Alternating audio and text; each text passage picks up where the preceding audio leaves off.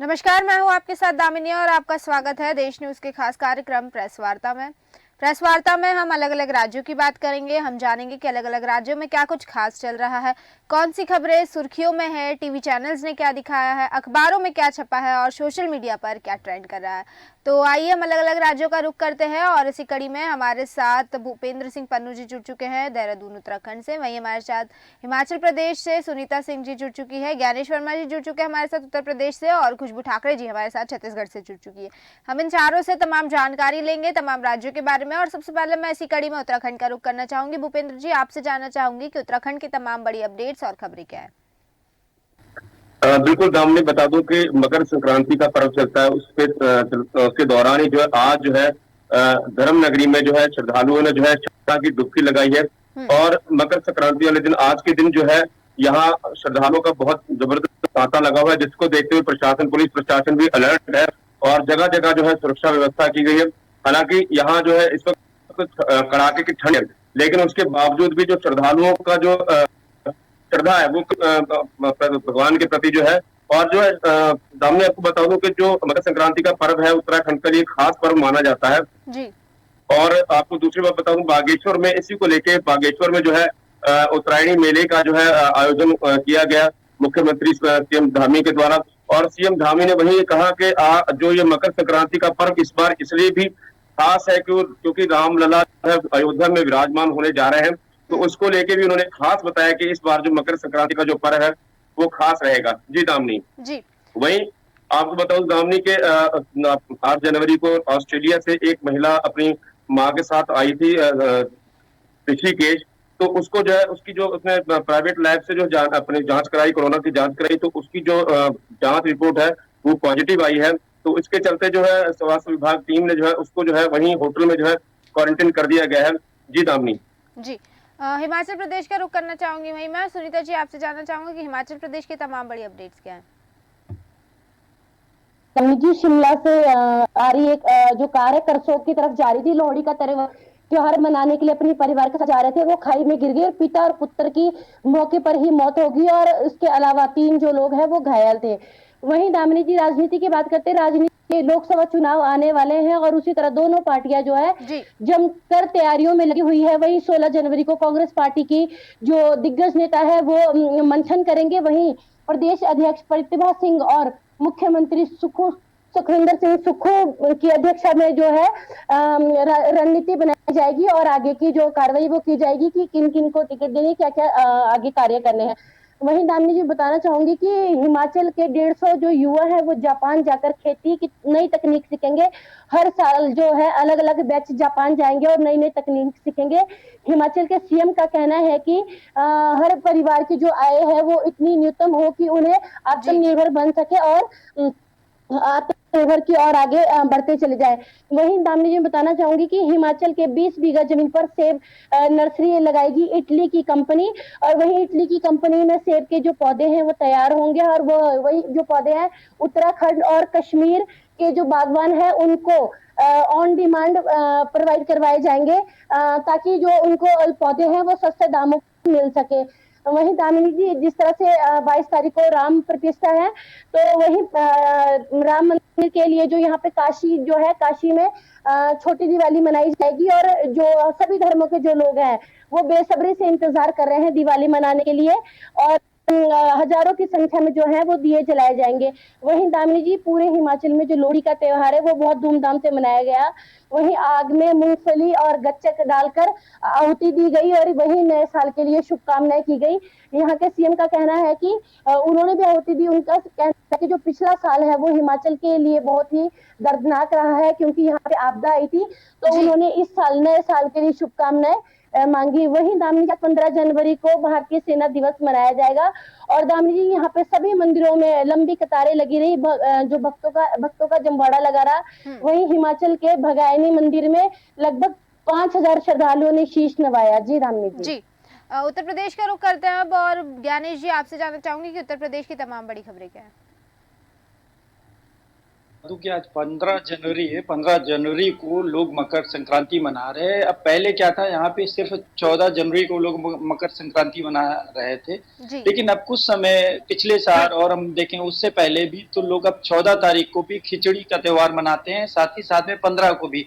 तो कुछ लोगों ने कुछ जगह पर हम बात करें, चाहे वो बारांकी हो, सीतापुर हो, उन्नाव हो, तो यहाँ पर लोगों ने कल खिचड़ी बनाकर आनंद लिया मकर संक्रांति का। और साथ ही साथ में आज भी अगर हम देखें तो कैलेंडर में आज ही आज कहीं ना कहीं दर्शा रहा है, तो लोग आज भी जो है मकर संक्रांति के त्योहार बड़े धूमधाम से मना रहे हैं। जी। पूजा पूजा करके, हवन यज्ञ करके, उसके बाद में खिचड़ी का परिवार के साथ में आनंद लेते हैं। अब हम बात करेंगे कि ब्यूरोक्रेट्स की शासन में जो है कहीं ना कहीं सचिवालय जैसे विभागों में भी जो है कहीं ना कहीं लोग अपना जो है वो गलत तरीके से उसमें नियुक्ति के आदेश जारी कर रहे हैं। आपको बताएं कि नगर विकास विभाग में तैनात रहे विशेष सचिव के फर्जी हस्ताक्षर से जालसाजों ने 21 लोगों को नियुक्तों का आदेश जारी कर दिया है। मामले में विशेष सचिव जो है उदय भान त्रिपाठी ने हजरतगंज थाने में केस दर्ज कराया है। फर्जी आदेश उस वक्त जारी हुआ दामिनी जब विशेष सचिव का तबादला हो चुका था। आवास एवं शहरी नियोजन विभाग में पूर्व में उदय भान त्रिपाठी बतौर विशेष सचिव तैनात थे और 11 जुलाई को उनका तबादला आबकारी विभाग में हो गया। उसके बाद में 16 दिसंबर को नगर विकास विभाग के अनुसचिव मोहम्मद वासिफ ने फोन पर जब बात किया तो उनके हस्ताक्षर जो है फर्जी जारी हुए हैं। 21 लोगों को नियुक्ति का आदेश भी पत्र हो गया, व्हाट्सएप पर मिल गया। तो इस तरीके से शासन के अंदर भी कहीं ना कहीं जालसाज बैठे हैं और वो जो ऐसा काम कर रहे हैं। वासिफ ने जब फर्जी नियुक्ति पत्र आदेश उदयभान त्रिपाठी को भेजा तो जिसमें 26 जुलाई 2023 की तारीख थी, जबकि उनका तबादला 11 जुलाई को हो चुका था। जालसाजों ने उदयभान त्रिपाठी के नाम और फर्जी हस्ताक्षर बनाकर 21 लोगों को नगर निकाय में तैनात करने का आदेश जारी कर दिया, जबकि नियुक्ति आदेश शासन स्तर से जारी भी नहीं होता है। विशेष सचिव ने रविवार को कल हजरतगंज थाने में अज्ञात के खिलाफ में मुकदमा दर्ज कराया है। अब देखना ये होगा दामिनी कि ऐसे लोगों पर जो पुलिस विभाग कब तक इन पर कार्रवाई करती है और इनको कब तक पकड़ कर सलाखों के पीछे करती है। अब हम बात करेंगे शिक्षा विभाग की दामिनी की, जो सहायक शिक्षकों के 12,091 पदों पर काउंसलिंग करवाए। हाईकोर्ट ने कहा है कि 12 साल पुरानी जो भर्ती बोर्ड पर हाईकोर्ट का आदेश हुआ है जी। उन्होंने कहा इलाहाबाद हाईकोर्ट ने कि शुक्रवार को बेसिक शिक्षा परिषद में 72,825 असिस्टेंट टीचरों की नियुक्ति के मामले में महत्वपूर्ण निर्देश दिए गए थे। तो इसके लिए न्यायमूर्ति सौरभ श्याम संचेरी ने विनय कुमार पांडे सहित सैकड़ों अभ्यर्थियों की याचिकाएं पर यह फैसला दिया है। इन लोगों ने हाईकोर्ट में याचिका कर रखी थी। उधर राज्य सरकार ने सुप्रीम कोर्ट में इस आशय का हलफनामा दे दिया है कि रिक्त पदों पर काउंसलिंग कराई गई थी, लेकिन बहुत ही कम अभ्यर्थी शामिल हुए थे। हालांकि इस पे हाईकोर्ट ने कहा है कि कोई प्रमाण नहीं मिले हैं कि आपने कराया है। तो कहीं न कहीं जो इलाहाबाद हाईकोर्ट ने शुक्रवार को बेसिक शिक्षा परिषद में 72,825 असिस्टेंट टीचरों की नियुक्ति के मामले में महत्वपूर्ण निर्देश दिया। उन्होंने कहा है कि भर्ती में बचे 12,091 पदों पर काउंसलिंग कराने के लिए विज्ञापन जारी किया जाए और रिजल्ट फरवरी के अंतिम सप्ताह तक घोषित कर दिया जाए। आदेश से लगभग 12 वर्षों से चले आ रहे इस भर्ती विवाद का जो पटाक्षेप है होने की उम्मीद है। तो इस तरीके से न्यायमूर्ति सौरभ श्याम संचेरी ने विनय कुमार पांडे सहित सैकड़ों जो अभ्यर्थी थे जिन्होंने याचिकाओं पर फैसला दिया है। तो याचिकाओं का कहना यह भी था कि 72,825 सहायक अध्यापकों की भर्ती में 66,655 पदों पर चयन हो चुका है जी। और चयनित अभ्यर्थियों ने कार्यभार भी ग्रहण कर लिया है। लेकिन अब जो 12,091 पद अब भी शेष रह गए हैं उस पे राज्य सरकार ने सुप्रीम कोर्ट में अभी तक नहीं किया था। तो उस पर सुप्रीम कोर्ट में इस आशय जो राज्य सरकार ने हलफनामा दिया है कि रिक्त पदों पर काउंसलिंग कराई गई थी, लेकिन हम कहीं न कहीं अभ्यर्थी शामिल नहीं हुए। तो इसी पर जो है कोर्ट ने कहा कि काउंसलिंग से संबंधित कोई भी सत्य रिकॉर्ड में नहीं है।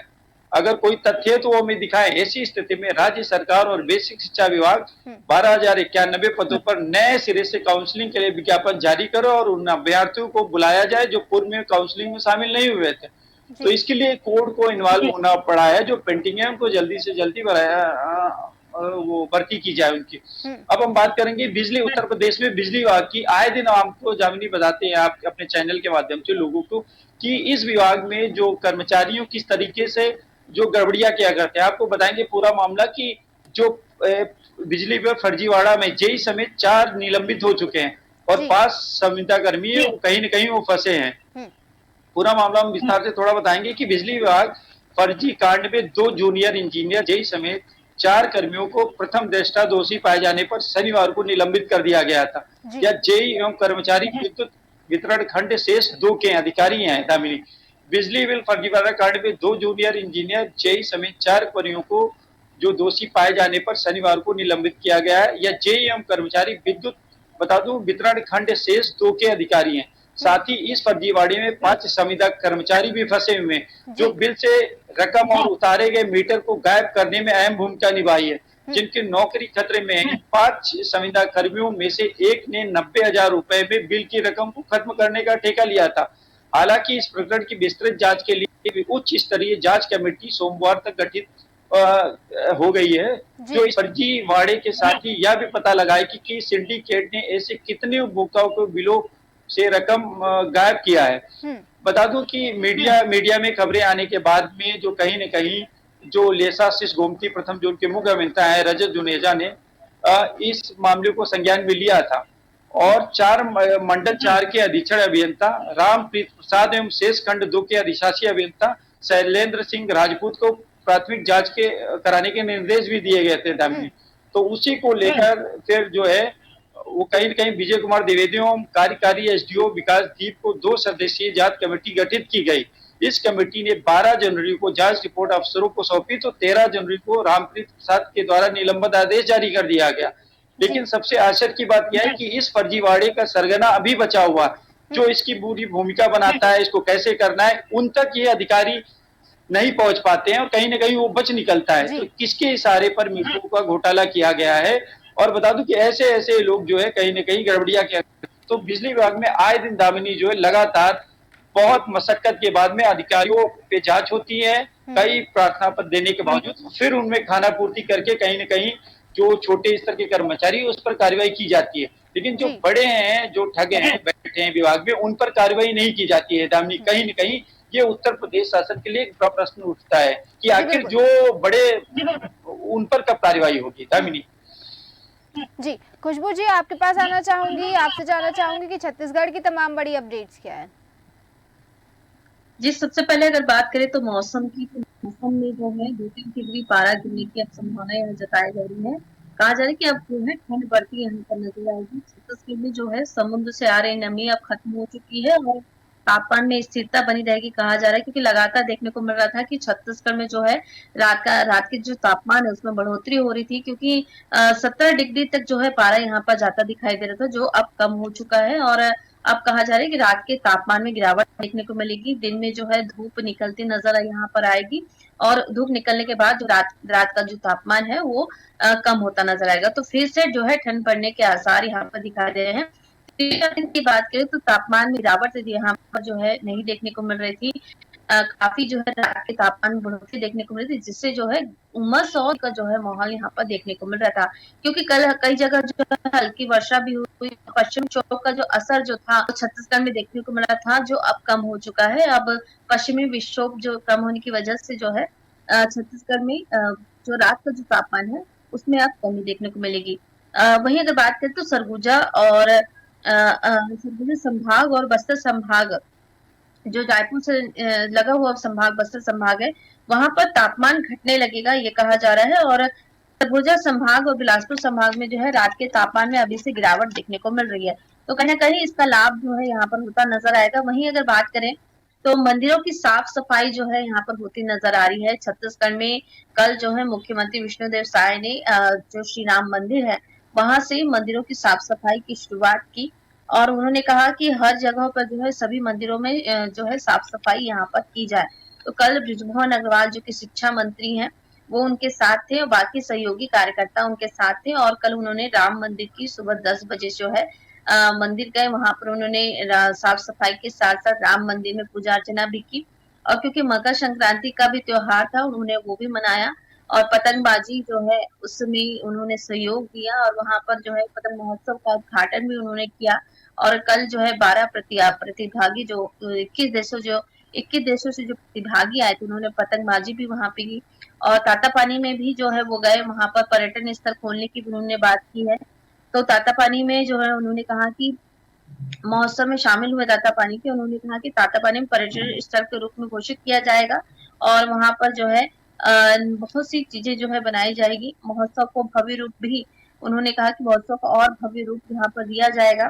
तो कहीं ना कहीं विकास के लिए मास्टर प्लान भी जो है यहाँ पर तातापानी के लिए तैयार किया जाएगा। तो तातापानी को जो है उन्होंने कहा कि एक पर्यटन स्थल के रूप में जो है बनाया जाएगा और एक विकास का कार्य भी वहां पर देखने को मिलेगा। इसके अलावा अगर बात करें तो प्रदेश में जो सभी जगहों पे जो है राम मंदिरों में जो है सफाई शुरू हो गई। सभी मंदिरों की बात करें तो सभी प्रमुख मंदिर जो है छत्तीसगढ़ के, वहां पर जो है साफ सफाई जो है शुरू हो चुकी है। भाजपा ने 21 तक धार्मिक स्थलों की जो है यहाँ पर सफाई करने की बात की है। भगवान श्री राम के मंदिर के प्राण प्रतिष्ठा से पहले भाजपा जो है स्वच्छता अभियान चला रही है। उसी के तहत 21 तारीख को जो है धार्मिक स्थलों की सफाई यहाँ पर की जाएगी। जिले से लेकर प्रदेश स्तर तक सभी जगह जो है टीम गई है और सभी जगह जाके जो है ये सफाई यहाँ पर की जाएगी। 22 तारीख को सभी घरों में जो है दीप प्रज्वलन की बात यहाँ पर की गई। तो सभी घरों में विष्णुदेव ने अपील की है कि सभी जितने भी नागरिक है वो अपने घरों में दीप जलाएं और भगवान राम की जो अयोध्या नगरी है उसकी तरह जो है छत्तीसगढ़ को भी जगमग बनाए, क्योंकि उस दिन शुष्क दिवस भी मनाया जाने वाला है। तो सभी जगह जो है छुट्टियां भी रहेगी स्कूलों की, कहा जा रहा है स्कूल कॉलेजों में छुट्टियां भी रहेगी। तो कहीं ना कहीं एक त्योहार के रूप में मनाने की यहाँ पर बात की जा रही है 22 तारीख को, क्योंकि प्राण प्रतिष्ठा भी अयोध्या में की जा रही है। तो उसका जो अगर बात करें असर जो है छत्तीसगढ़ में भी देखने को मिलेगा। कई मंदिरों में जो है चलचित्र बनाए गए हैं श्री राम के, भव्य जो है श्रृंगार किया जाएगा, कहा जा रहा है मंदिरों में विशेष पकवान जो है उस दिन बनाए जाएंगे। तो उसकी तैयारी जो है यहाँ पर की जा रही है, क्योंकि जो पुराने मंदिर है छत्तीसगढ़ के, अगर बात करें महामाया मंदिर हो, दुधाधारी मठ हो, श्री राम मंदिर हो, सभी जगह जो है भव्य आयोजन उस दिन किया जाने वाला है। उसकी तैयारियों जो है जितने भी ट्रस्ट है, संगठन है, उन्होंने उनके द्वारा की गई है। लगातार जो है रैली भी कई जगह निकाली गई। कल राजधानी रायपुर में देखने को मिला कि बाइक रैली जो है श्री राम के जयकारे के साथ निकलती नजर आई। वहीं नगर नगर हर गली और हर नुक्कड़ में जो है श्री राम की टोली जो है सुबह सुबह निकलती नजर आ रही है। तो कहीं ना कहीं संगीत और राम का जो धुन है वो सीधे तौर पे यहाँ पर सुनाई दे रहा है। अभी भी जो है कई जगह जो है आमंत्रण बांटे जा रहे हैं। शाम के समय लोग घर घर जाके जो है श्री राम के अक्षत चंदन देकर जो है यहाँ पर श्री राम जी की जो अयोध्या नगरी में जो है आने का आगमन यहाँ पर एक तरह से देते नजर आ रहे हैं। तो कहीं ना कहीं एक राममय जो है छत्तीसगढ़ में भी देखने को मिल रहा है, क्योंकि राम का ननिहाल कहा जाता है छत्तीसगढ़। तो राम के ननिहाल के लिए पूरी व्यवस्था यहाँ पर की गई है। प्राण प्रतिष्ठा को लेकर जो है यहाँ पर मानस मंडलियों के भी जो है कार्यक्रम आयोजित किया गया है। तमाम मानस मंडलियों को कहा जा रहा है कि 3 करोड़ जो है दिए जाएंगे, क्योंकि लगातार जो है कार्यक्रम भी यहाँ पर देखने को मिलेगा। सभी जगह जो है मकर संक्रांति के उपलक्ष्य में भी कार्यक्रम यहाँ पर रखा गया था। उसी के तहत जो है अब जिस 22 तारीख को एक भव्य आयोजन जो है छत्तीसगढ़ में देखने को मिलेगा। तमाम मंदिरों में जो है जस गीत और भजन मंडलियां यहाँ पर उपस्थित रहेंगी और भजन गाती नजर आएंगी। वहीं अगर बात करें तो कुछ जगहों पर रामलीला का भी आयोजन यहाँ पर किया जाएगा, उसकी भी तैयारी यहाँ पर की गई है। तो कहीं ना कहीं एक जो राममय होता जो है छत्तीसगढ़ भी नजर आएगा। कई जगह जिलेवार जो है संगठन यहाँ पर बनाए गए, तैयारी यहाँ पर की गई है। अयोध्या जाने की भी जो है कई लोगों ने टिकट यहाँ पर कराई है। तो अयोध्या के लिए भी जो है काफी रश जो है ट्रेनों में भी देखने को मिलेगा। तो उसके लिए भी जो है पूरी जिला प्रशासन और पुलिस प्रशासन ने तैयारी यहाँ पर की है। वहीं अगर बात करें तो मोदी सरकार की कमियों को जो है यहाँ पर कांग्रेस जो है हथियार बनाते नजर आएंगी, और क्योंकि वॉर रूम जो है कांग्रेस का तैयार होने वाला है, उसकी तैयारी भी जो है कांग्रेस द्वारा की जा रही है। जल्द ही जो है वॉर रूम बन के तैयार हो जाएगा। कहा जा रहा है कि भाजपा की जितनी भी घोषणा यहाँ पर उन्होंने की है उसको लेकर जो है हथियार बनाने का यहाँ पर काम करेगी कांग्रेस। क्योंकि अभी प्रदेश प्रभारी जो है पायलट सचिन पायलट आए थे, उन्होंने जो है घोषणा भी की थी कि वॉर रूम बनाया जाएगा। बीजेपी की जितनी घोषणाएं जो अभी तक पारित नहीं हो पाई है उसको लेकर सवाल यहाँ पर खड़ा करती नजर आएगी कांग्रेस। और कहीं ना कहीं जो है कांग्रेस बेरोजगारी, महंगाई और देश की संपत्तियों को निजी हाथों में बेचने और जीएसटी जैसे मुद्दों को लेकर जो है यहाँ पर बीजेपी को घेरती नजर आएगी। वहीं अगर एक तरह से पूरी तरीके से लोकसभा चुनाव के लिए जो है प्लान तैयार करती नजर आ रही है। घोषणा पत्र के जो है सवाल भी उन्होंने उठाए थे, कई मुद्दों को लेकर उन्होंने बहस भी की थी। उन्होंने कहा था कि धरातल पर जो योजनाएं आनी चाहिए थी वो बीजेपी नहीं ले पाई। अभी तक महतारी वंदन योजना का जो है पूरी तरीके से क्लियरनेस यहाँ पर उन्होंने नहीं दिया। अगर बात करें तो गठानों को लेकर उन्होंने क्लियरनेस यहाँ नहीं दिया। तो कहीं ना कहीं जो पिछली सरकार की योजना है उसको लेकर जो है धरातल की स्थिति साफ उनकी नजर नहीं आ रही है।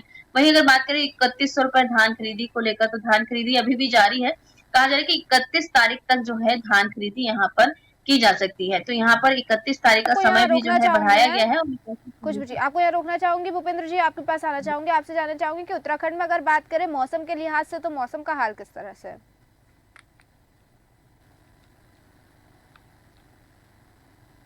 भूपेंद्र जी।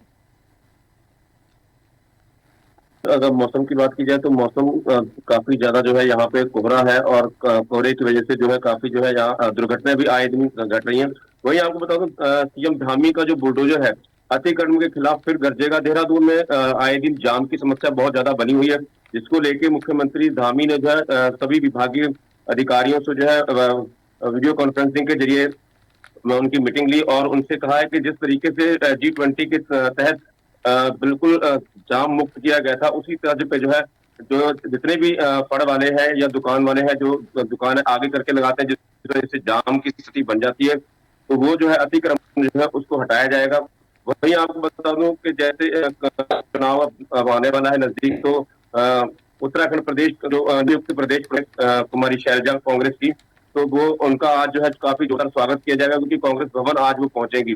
जी जी दामिनी जी, आप सभी का बहुत बहुत शुक्रिया हमारे साथ इस चर्चा में जुड़ने के लिए और तमाम जानकारी देने के लिए। तो जिस तरह से हमने देखा कि हमने उत्तर प्रदेश, उत्तराखंड, छत्तीसगढ़ और हिमाचल प्रदेश चारों ही राज्यों की जानकारी ली, चारों ही राज्यों की तमाम बड़ी अपडेट्स आपको बताई, कौन से राज्य में क्या कुछ खास चल रहा है, प्रशासन किस तरह से सक्रिय है। तो इसी तरह से हम फिर लौटेंगे अलग अलग राज्यों की तमाम बड़ी अपडेट्स आपके लिए लेकर। तब तक देखते रहिए देश न्यूज़। नमस्कार।